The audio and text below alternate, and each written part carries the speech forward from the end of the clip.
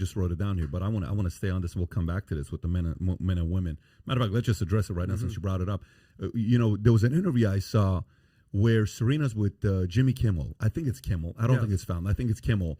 And, you think you can get out there and compete with men? He's like, no. I just want to compete with. He says, you don't understand. For me to go up against Andy Murray, there's no way I can compete against Andy Murray.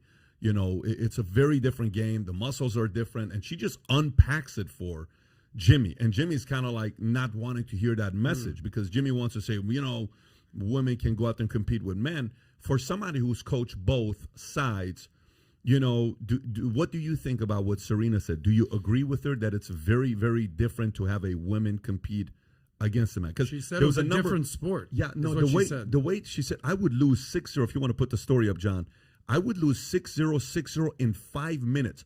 They told I don't know what article I was reading that said one of the not professional, the amateur ranking that they have.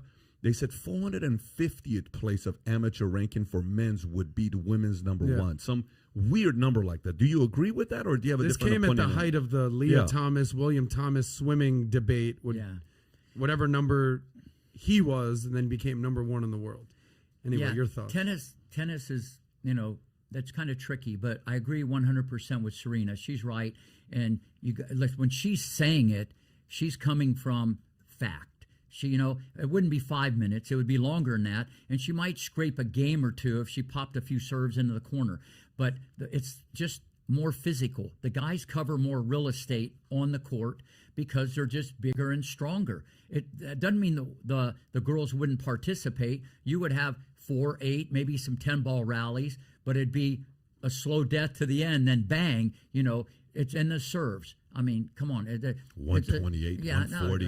Opelka, these guys are hitting 140. So, and what do the women serve? Tops.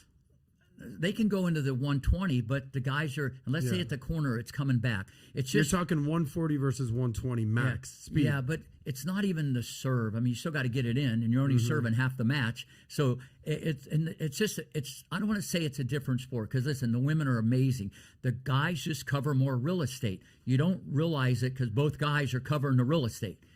It's like a good high school guy bringing the ball up in the NBA, dribbling the ball. If the guy wanted to, he could steal it from him every time. But you don't see that in the NBA because the other guy's just as good. Here's what's crazy about this, though. Here's what's crazy. You know how sometimes they'll say, well, women don't make enough, the same amount of money as men do in soccer. You know how that conversation, women basketball doesn't make as much money as NBA players.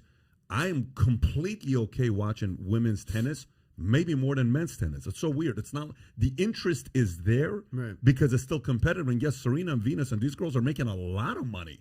They're making millions on top of millions of dollars of money. The dollar is not that big of a difference for the comparable to the eyeballs that they're getting versus in basketball, how many people are watching WNBA or watching, this is a story Tyler just pulled up if you want to put it up.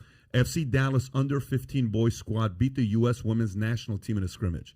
I mean, this is in soccer? This is in soccer, yeah. This is when you kind of see that there's certain sports it doesn't help. Anyways, I saw Serena talking about. Well, let's go back to the coaching style.